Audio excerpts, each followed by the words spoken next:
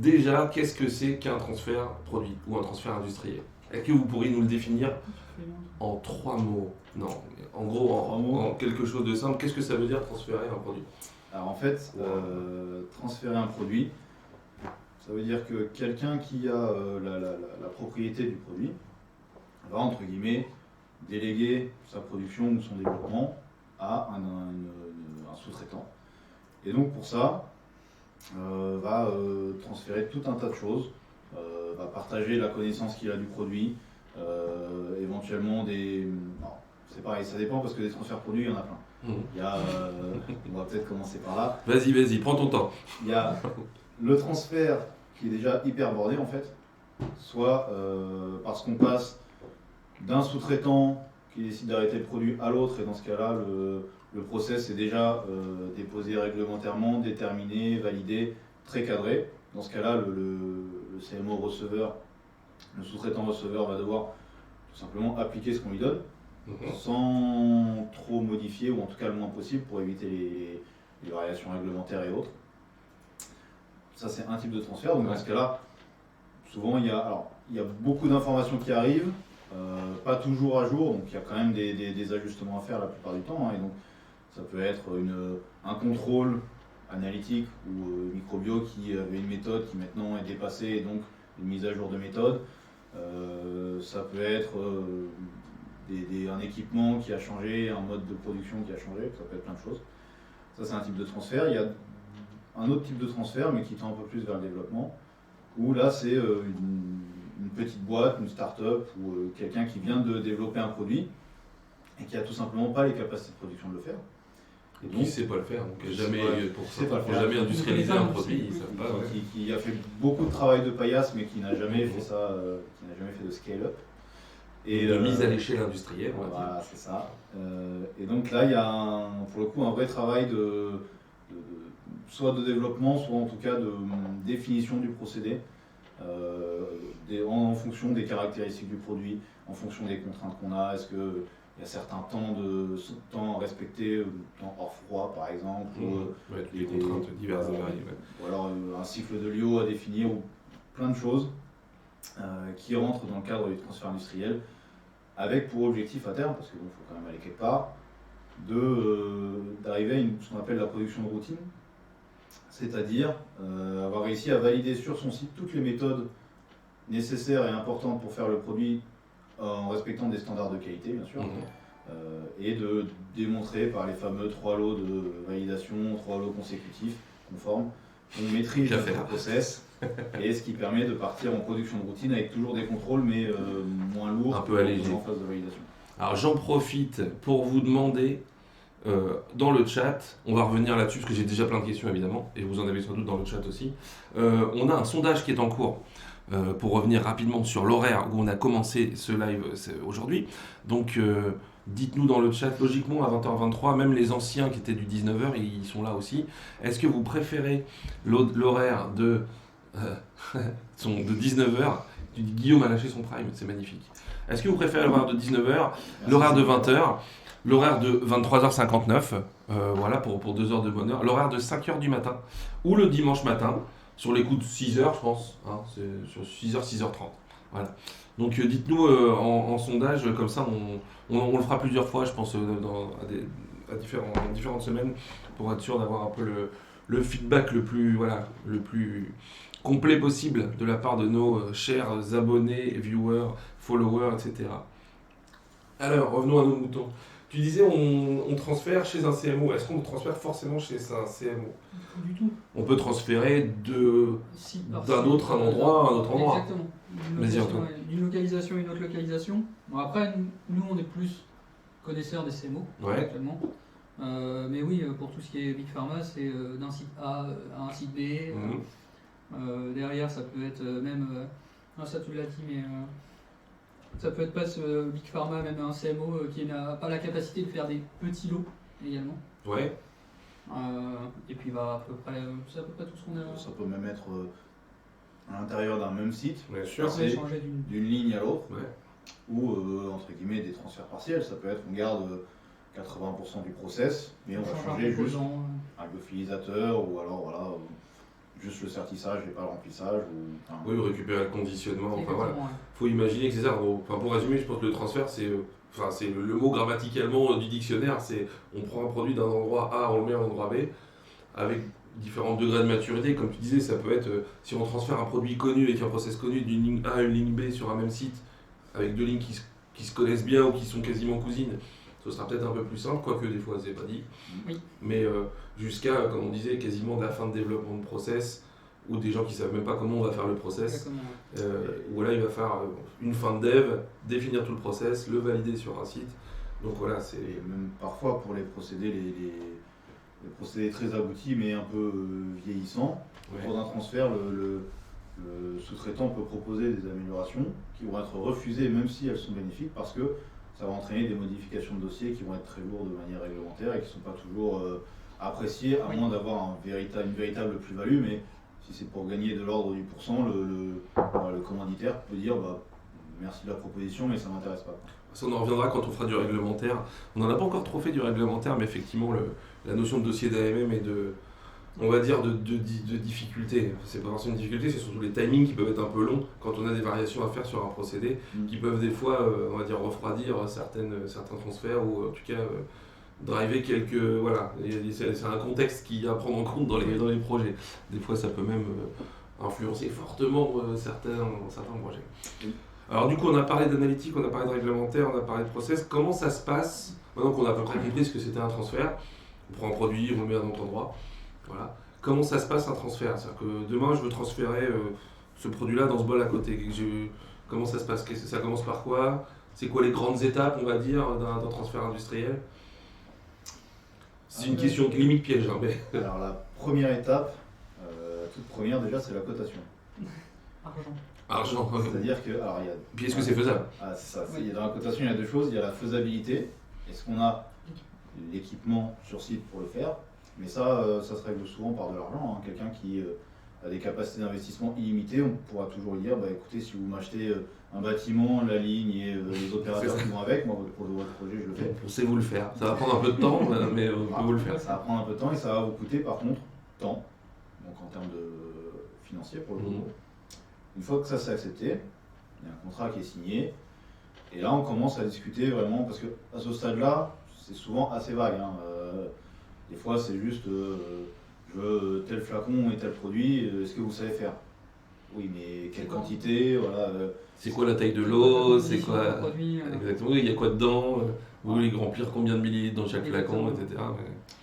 Donc, on part de cette vue très macro, avec une estimation grosse maille. Si les deux parties se mettent d'accord, c'est signé. Et là, on entame les discussions un peu plus process, un peu plus détaillées.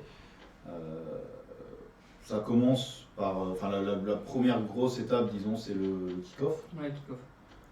Qui est donc une réunion qui regroupe souvent la plupart des acteurs qui vont être impliqués de près ou de loin dans le projet, à la fois chez le client et à la fois chez le commanditaire.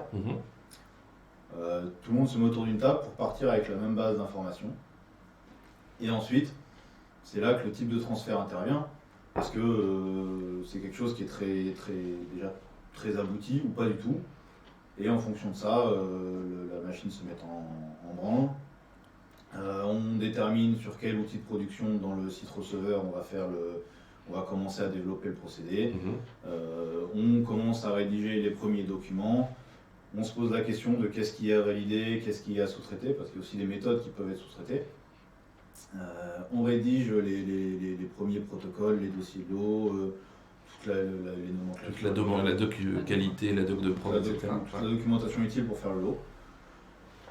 Il y a aussi quelque chose, c'est que dans le cadre d'un transfert, il y a des tâches un peu spécifiques qui peuvent être demandées, par exemple les lots cliniques. C'est-à-dire que... Ah oui, s'il y a des essais cliniques à faire. Même l'eau technique avant. Ça c'est bien ça. Ouais. Si on a la chance d'en avoir aussi. Voilà, parce que, comme dit très bien Antoine, les lots techniques ça coûte un peu d'argent au client forcément. Parce qu'il Qu'est-ce que tu appelles un lot technique, Florian, s'il te plaît?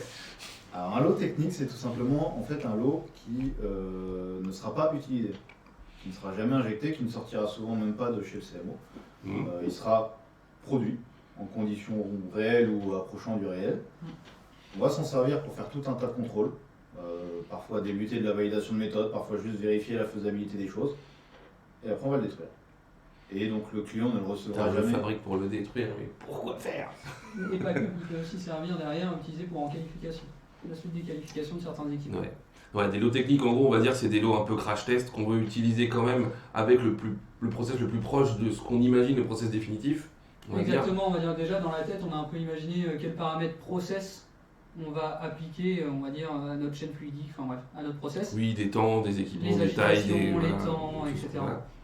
Et c'est le crash test entre guillemets, c'est-à-dire souvent le lot technique, c'est au produit. Avant, on fait peut-être des essais à l'eau, entre guillemets. Donc là, c'est là où on va vraiment tester si nos paramètres à l'eau fonctionnent aussi au produit, etc. Oui, à l'eau ou en placebo, parce qu'on parle beaucoup de flotte, parce on est très dans le stérile, etc. Ça marche pour des comprimés, ça marche pour des pommades ou quoi que ce soit. C'est quand même extrêmement important. Parfois, les clients ont un peu de mal à le comprendre, mais je veux dire, aux Jeux Olympiques, les patineurs artistiques, ils s'entraînent avant, ils ne regardent pas juste leur choré sur un écran et ils se lancent le grand jour et ils y vont. Voilà, le lot technique, c'est un peu pareil. C'est l'entraînement avant les JO. C'est-à-dire que si on part en validation sans jamais avoir rien testé avant, c'est le meilleur moyen de se planter, de se rendre compte que les flacons ne passent pas sur la ligne, tout simplement, que les bouchons ne montent pas dans le bol, qu'on n'est pas capable de sertir ou de mirer ou peu importe. Donc les lots techniques, ça sert. Déjà, il va craquer, tu vois, que si tu te mets en tutu pour faire du patinage artistique, par exemple, toi, moi je te vois vachement bien en tutu. On n'est pas à l'abri que le tutu soit un peu serré, machin, c'est ça. Tu vois. Si je l'essaye pas avant, tu tentes un grand écart facial et là ça craque. Et ça craque. Alors ça. Pour faire, là, c'est la catastrophe. C'est ça. Mais pour mon plus grand malheur. Ça aurait été pas mal de le tester, pas devant les 300 000 personnes qui sont dans le stade. Quoi. Exactement. C'est vrai. Mais ça, faut encore le faire entendre à des gens qui, des fois, dans le transfert produit, veulent aller vite. Exactement. Vous disent évidemment ça va bien se passer, vous inquiétez pas. On connaît le produit, ça va bien, oui, en général. Quoi. Alors du coup, je reviens un peu en arrière, j'avais une question quand tu disais tout à l'heure, j'essaie de structurer un peu le truc, mais quand tu disais on a notre cotation, et là les acteurs vont se rencontrer. Alors c'est des acteurs, c'est-à-dire c'est qui les acteurs? Il y a qui autour de la table ou qui t'a dans une équipe projet de transfert? C'est-à-dire vous n'êtes pas tous les deux, Loulou, en train de faire un transfert de produit. On serait pas si mal. Ça. Non mais en fait, qu'est-ce qu'on... Oh là là, parachute. Oh là là là là là là là. Alors qui... Oui. Donc effectivement, autour de la table, on trouve donc, déjà l'équipe de transfert industriel, c'est-à-dire Antoine, moi ou nos estimés collègues. On trouve bien évidemment une équipe assurance qualité. Ouais. Projet également aussi. Voilà, il peut y avoir un département de l'assurance qualité détaché exclusivement au projet. Quand il y a beaucoup de projets, sur des CMO, ça se fait de plus en plus quand même, au sens où il y a souvent plus de projets chez un sous-traitant que chez un big pharma qui n'a pas... ça pourrait, mais qui a moins en général de nouveaux produits, nouveaux projets. Chez les sous-traitants, les projets, c'est un peu le cœur du business. Mais c'est ça. Forcément. C'est le mode de fonctionnement qui veut ça. Donc deux lacunes, du transfert produit. Une équipe de qualification, parce qu'il y a toujours des équipements à qualifier quand il y a un nouveau projet qui arrive. Labo. Le labo, le sécu. Donc les transferts de méthode potentiels. Ou développement de méthode, comme on disait tout à l'heure, ça peut être. Ça, c'est en fait la partie transfert analytique. On va pas faire 1000 ans dessus, mais c'est un peu comme pour. C'est un espèce de transfert dans le transfert. Comme le labo est une usine dans l'usine, c'est un transfert dans le transfert. Savoir si on fait une simple vérif, si on fait un transfert, si on fait une validation complète, c'est différent. Ou un développement, parce que la méthode, il y a 40 ans, on n'a plus les équipements, et donc du coup. D'ailleurs, souvent, ils font leur propre réunion un peu en parallèle du transfert process pur. Bien sûr. Mais effectivement, souvent c'est un transfert assez lourd. Qui y a-t-il d'autre? La production quand même. Prod maintenance. Voilà, prod maintenance, oui, maintenance, c'est très important. Est-ce qu'il y a des commerciaux du style des mecs comme Cevicor qui ont claqué leur prime et qui méritent une holla? Voilà. Souvent ils viennent, ils servent le café et ils s'en vont. C'est vrai. Parce que leur domaine d'expertise s'arrête là. Ouais, mais ils s'arrêtent. Ouais. Non, je plaisante. Mais on a signé. On a les droits. Oh là, c'était pas facile, mais on a mis les droits. Non, mais c'est vrai que les commerciaux, en fait, ils ont bien sûr leur utilité, mais je suis pas. Enfin, pour moi, le kick-off, c'est pas tellement leur place. Ils sont importants au moment de la cotation, et ils sont importants après tout le long de la vie du projet, parce qu'il y aura toujours des activités qui vont se rajouter et qu'il va falloir chiffrer, bien évidemment. Ou pour récupérer les parachutes dorés à la fin du projet quand il s'est mal passé, évidemment. Enfin voilà, commerciaux, quoi. Classique. Mais donc, ils sont là au moins au début de kick-off, Et après, c'est pareil, tous les acteurs sont pas forcément obligés d'être là pendant toute la durée de la réunion parce que chacun a son domaine d'expertise. Oui, bien sûr. Mais voilà, est-ce qu'on oublie des gens? Non, je pense qu'on a fait le tour. C'est pas mal Après, déjà. tout ce qui est supply et autres, mais c'est un peu à part. Oui, puis après, il y a peut-être des Et, acteurs ponctuels Exactement, en c'est fonction ça. des thématiques, mais ça, c'est un peu le cœur du réacteur, on va dire. Quoi. C'est ça. Ok. Une fois que. Ah, si, quand même, le chef de projet qu'on n'a pas cité. Donc, ça sert à quoi, chef de projet? Chef d'orchestre? Ouais, je veux dire, l'orchestre, il joue tout seul, même qu'on n'est pas le chef d'orchestre. Non, il y a besoin Non, de un chef de projet, ouais. Il y a besoin d'être chef d'orchestre. Ouais. Qu'est-ce qu'il fait dans la vie, le chef d'orchestre, en fait, du coup? Dans un transfert industriel? Enfin, qu'est-ce qu'il est c'est quoi son rôle, quand même Le chef. Non, tu vas Vas-y, Antoine, vas-y. Il a trop parlé, lui. C'est vrai. il parle Vas-y, un peu laisse. trop, non, Généralement, laisse-le parler. Le CSA va me taper dessus. Grave. Non, le chef d'orchestre, donc le chef de projet, c'est souvent on est un peu un trio, on va dire, entre le transfert indus process, nous, Ouais. le chef de projet, et souvent aussi qualité, on a dit projet, mais le service qualité également. Souvent c'est, on va dire, le trio majeur. Et derrière, on va dire que le chef de projet coordonne, on va dire, les différents acteurs que sont, on va dire, le labo qu'on a cité, tous les différents acteurs. Et derrière, qui va vérifier aussi également la concordance des jalons. Et oui, c'est monsieur planning, un peu. Monsieur C'est planning, monsieur un peu. horloge, quoi. Ouais. Et c'est aussi parce que nous, on va dire qu'on est très process. On va vraiment être axé sur la prod. On va pas dire qu'on a des œillères, mais Un peu monomaniaque. Hein. on est cadré.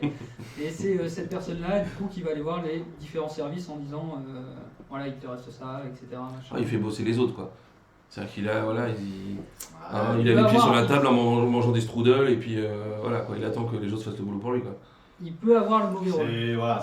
c'est l'image qu'on peut en avoir. C'est pas tout à fait ça, mais Non. Effectivement, il a un rôle de coordination surtout. Ouais, contact client aussi C'est privilégié, je pense. J'allais dire, nous, on a Contact certains client. contacts clients parce qu'on est dans le cœur du process. Donc, on a les contacts clients, fournisseurs également s'il y a besoin d'autres équipements ou autres. Mais majoritairement, c'est le chef de projet Et, qui ouais. dicte ça et puis qui est en contact avec le client. Il se prend les baffes quand ça passe pas bien aussi, des fois. C'est Enfin, l'avantage. il prend les premières baffes, tout le monde en prend un peu, mais en général, Après, il voilà, prend les plus c'est grosses, quoi. divisé après. et c'est aussi lui qui gère la partie approvisionnement des articles, souvent. Qui coordonne la supply, ouais, c'est ça. Ouais, toute la partie logistique. Ah bah oui, la logistique aussi. C'est rare qu'on ait de la logistique spécifique projet, mais ça pourrait, ouais. Ah, ça Il y a aussi intègre dans la quand même, logistique. Il n'y a pas de logistique projet. C'est Ouais. vrai que ça pourrait être Ouais. bien, parce que souvent quand on vient s'intégrer dans la logistique qui existe déjà, c'est pas forcément évident. Avec la Mhm. création des nouveaux codes, etc., les nomenclatures, c'est pas Mhm. forcément évident. Mais Ouais. Non, c'est sûr. Et ça, c'est pareil, on pourra limite en faire un live spécifique sur les gens qui bossent sur de la routine et qui vont sur des projets ou dans tous les secteurs, en fait. Est-ce qu'on doit faire en sorte que les gens qui font de la routine ne fassent que de la routine, mais en même temps, s'ils connaissent pas les projets, quand il y a les projets qui se terminent, il faut que ça aille en routine et c'est aussi un peu intéressant d'aller pas faire que de la routine. Enfin, bon. Ouais, moi, je pense qu'il faut, je sais pas s'il faut forcément mixer tous les postes, mais il faut quand même avoir cette sensibilité au projet parce que c'est les produits futurs, quoi. bon, déjà c'est ce qui va permettre le développement de l'entreprise. Et aussi c'est pas pas tout à fait le même mode de fonctionnement que la routine. La routine, Oui. ils sont très huilés, ils ont leur planification, ils ont leur Très huilé. Non, mais ça déroule, quoi. Enfin, La prod est huilée. J'imaginais Ludo huilé, en fait. Donc, j'ai une vision d'horreur. Ah oui, j'allais dire quelle vision. Voilà, mais en projet c'est pas ça du tout en fait. Bah ouais. En projet, Mixer les gens, c'est un peu difficile, du coup. souvent. Il arrive que les gens de routine, quand on vient les voir, et c'est normal aussi, il faut les comprendre, que quand on arrive en disant excuse-moi, arrête tout ce que tu fais parce que mon truc c'est prioritaire. Bah, lui, la personne ne comprend pas, et c'est normal. Ouais. Chacun ses priorités, sauf que moi j'arrive avec quelque chose de vraiment chaud qui est tombé il y a 10 minutes et qui doit sortir dans 20. Ça, c'est l'imprévu. Ouais. Voilà, et comme c'est souvent le cas en projet, Mhm. alors 10 minutes et 20, j'exagère un peu, mais à peine. Ouais, pas loin. Et donc on n'est pas du tout sur le même rythme que de la routine qui souvent est planifiée au moins 3 semaines à l'avance et qui est censée respecter des créneaux bien définis. Ça me fait rire parce que je pense que tu parles à quelqu'un qui fait de la routine, il va te dire exactement ce que tu dis, mais à l'opposé. Il va dire, mais attends, la routine, on n'a pas le temps de gérer des projets, on a que des merdes. Nous, on a tout prévu, mais il n'y a rien qui se passe comme prévu. Ouais, Et en fait, c'est vraiment cette façon de voir. Mais il n'y en a pas un qui a raison, l'autre qui a tort, mais c'est un peu vrai dans tous les cas. En tout cas, c'est que les deux modes de fonctionnement, ou les deux modes, on va dire, temporels, ou les deux sont un peu. Ouais, peuvent être complémentaires, mais ça reste difficile de dire on fait moitié du projet, moitié de la routine. À un moment donné, ça va pas devenir schizophrène quand même. Et c'est pour ça qu'il faut quand même sensibiliser l'un et l'autre. Ouais, bien sûr. Aussi, on doit être sensibilisé Il faut se parler, quoi. aux contraintes de la routine, voilà, mais il faut travailler dans le bon esprit. Quoi. Exact. Alors, je tiens à vous dire que l'horaire de 20h a gagné avec plus de 60% des votes. Mais c'est ce qu'on ressentait. Hein. Je sais pas toi, Ludo, moi je sais que j'en ai quand même pas mal discuté un peu en off au café avec des gens du style des François Caboulet, des gens comme ça, qui m'ont dit ouais, 20h ça paraît mieux. Et j'ai l'impression que le 20h va tenir la corde pour le nouveau format. J'en profite pour dire bonjour aux nouveaux arrivants, à le gars du labo, qui est là depuis longtemps aussi, un habitué. Qui n'est pas tellement un nouvel arrivant. Non, qui n'est pas un nouvel arrivant, mais nouvel arrivant de ce soir. Je regarde le chat, j'ai un peu de retard. Yannick7201, nous avons aussi le grand Kevin, on l'a dit bonjour tout à l'heure. Et voilà. Melkouet aussi. Et fan de Toine et Flo. Ah oui, il y a des gens qui ont carrément créé un pseudo juste pour ce soir. Salut maman. C'est ta mère. Carrément. Qui dit que le chef de projet a souvent besoin d'avoir l'esprit et pas que élargi. Ah oui, c'est ça. Ah bah des fois oui. Je crois savoir de source sûre que ce fan de Toinou et Flo était chef de projet. Ah c'est peut-être que donc il y a une petite expérience d'avoir élargi des esprits. Des horizons, exactement. Carrément quoi. Christophe juge de paix, ouais t'as raison. Très bien. Et donc du coup, qu'est-ce qu'on en était avant l'histoire de la choucroute là? On en est au kick-off. On en est au kick-off. Donc ok. Ça a bien dévié. Mais c'est vrai. Donc on a nos acteurs, on a défini à peu près qui il y avait dans l'équipe, on a défini ce que c'était qu'un transfert produit. Et après, comment ça se passe? Ça se passe bien. Ouais, pas toujours. Souvent c'est beaucoup d'imprévus, des choses auxquelles on ne s'attend pas. D'ailleurs, chaque projet est différent en fait. Quand on fait un projet, on pense avoir tout vu, et puis on fait un autre, et on comprend qu'on n'avait rien fait du tout, parce que il y a peut-être un projet qui va être très compliqué d'un point de vue mirage, parce qu'on veut, je sais pas, instaurer un mirage automatique, ou parce que c'est du verre ambré, ou parce que c'est un flacon, enfin c'est un produit très opaque. Et donc quand on est dans ce projet-là, on va être hyper centré mirage, et on va avoir l'impression que le monde c'est du mirage. Et on va réussir à régler ça, on va se dire, ça y est, maintenant le mirage, je maîtrise. Sauf qu'après on va passer sur un produit nouveau, et là en fait le mirage ça va être hyper simple, mais la formulation ça va être une galère pas possible. Et donc là c'est pareil, la tête dans le guidon niveau formulation. Et chaque projet c'est ça en fait, chaque projet a des problématiques différentes qu'on n'aurait pas imaginées, ce qui permet encore une fois de voir multitude de choses et d'apprendre énormément en assez peu de temps en fait. Ouais, parce que tu as tous les paramètres qui peuvent évoluer, ce qu'on disait, la connaissance du produit, le client, quel qu'il soit, même que ce soit un client interne ou comme on disait tout à l'heure, un client externe, il peut y avoir je vais pas dire des problèmes, mais des contextes qui sont liés au fait de transférer un produit d'un site à un autre dans le même groupe, même si c'est du Big Pharma, où il peut y avoir de la jalousie, est-ce que je te file les infos, est-ce que je te les file pas? Je ne vais pas rentrer dans le débat, faire de la polémique là-dessus, mais tu vois, ça peut être, il y a des contextes, pas dire sociaux, mais un peu autour de tout ça. Le produit, le client qui peut être, comme on disait tout à l'heure, quelqu'un qui connaît super bien son produit, ou un Big Pharma qui fait ce produit-là depuis 20 ans, qui cherche juste, quand on vend des pelletés, qui veut en vendre une pelletée de plus et le faire fabriquer, voilà. Ou alors le petit savant fou qui vient d'inventer le vaccin RNA messager et puis qui veut le faire fabriquer, par exemple. Qui ne maîtrise pas du tout la production. Et qui ne sait pas comment ça se développer une formule d'ARN. Voilà. Et puis il n'en a jamais fabriqué plus que 3 flacons sur sa paillasse. Et qu'est-ce qui peut varier aussi, où il y a des choses qui, comme tu as, les formules ou des choses comme ça. Il y a beaucoup de choses qui varient. Chaque projet est différent.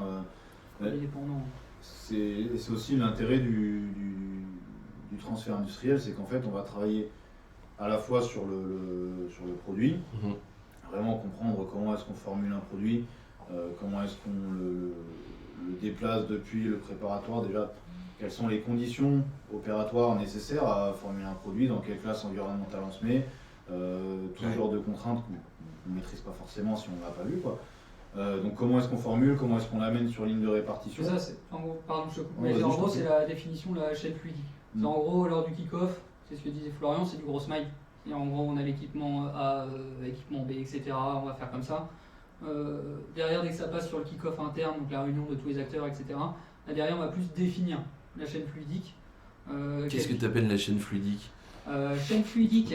Je vois une chaîne en fluide, tu vois, ça peut vouloir dire une chaîne fluidique. Bonne question, Christophe. Non, là, on va vraiment définir du coup l'équipement. En gros, là, je parle de formulation, ça peut être cuve, mais des systèmes intégrés aussi, à usage unique. Oui.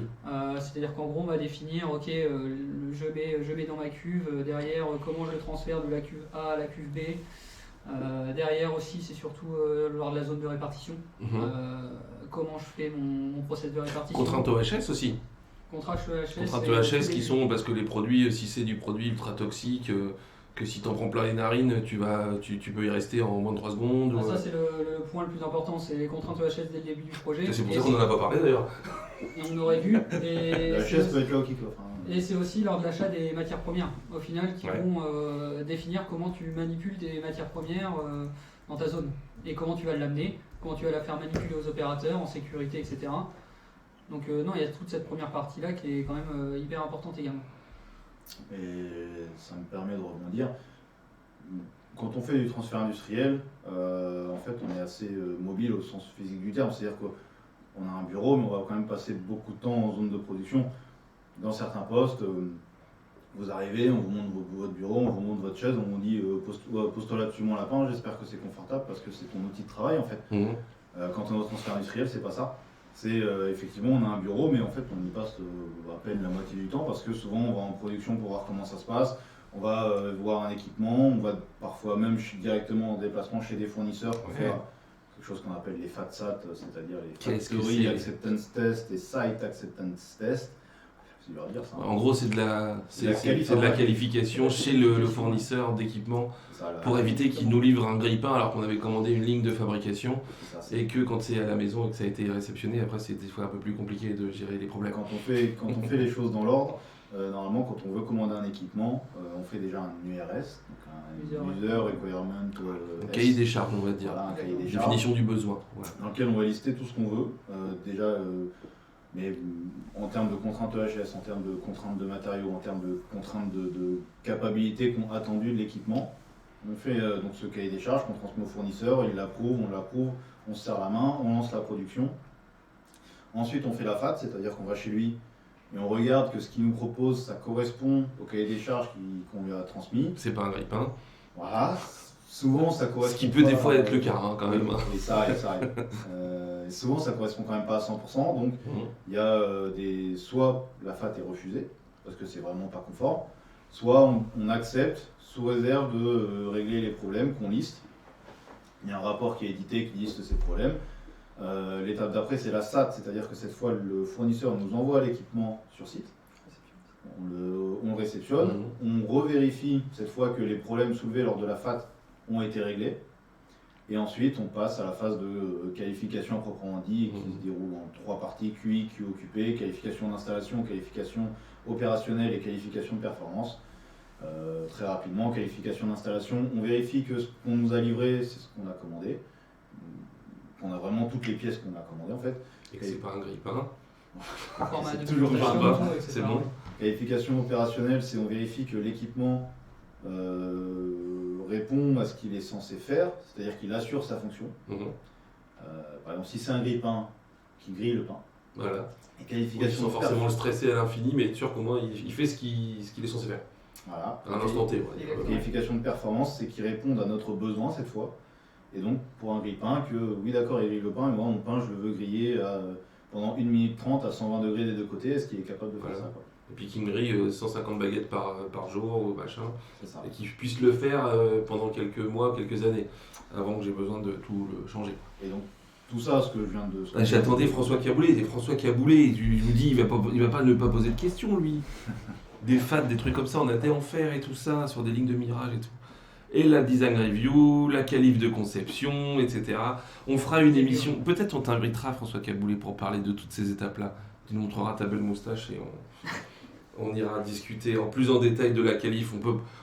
Là, c'est vraiment du teasing. On ne peut pas rester là-dessus sur la qualif ou du transfert industriel. Là, ce qu'on décrit, c'est pas tellement... c'est le giron de la qualif, souvent appuyé par le transfert industriel. Oui. C'est quand même surtout des services différents.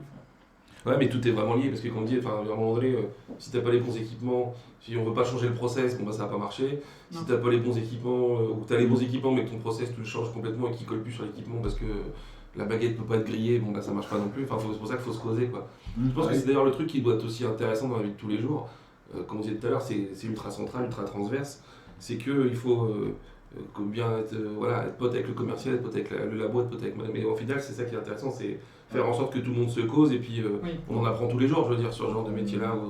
Quand on parlait des acteurs autour de la table de kick-off, en fait, tous ces acteurs sont des interlocuteurs du transfert industriel. Ouais. Là où, si je prends l'exemple du QC, ils vont pas aller discuter avec la qualif ou avec la maintenance. Et ben, le transfert, l'ingénieur ou pharmacien transfert industriel, il va vraiment, à un moment donné du projet, discuter avec chaque acteur parce qu'il va forcément être impliqué dans le domaine d'activité de l'acteur d'à côté, quoi. C'est ce qui permet d'acquérir forcément une expertise. Je suis pas expert maintenance, je suis pas expert QC, je suis pas expert qualif, mais je sais de quoi ils parlent et je sais ce qu'ils font. On a je le sais, même langage, ouais, c'est ça. voilà, je sais quelles sont leurs contraintes et quels sont leurs objectifs. Carrément.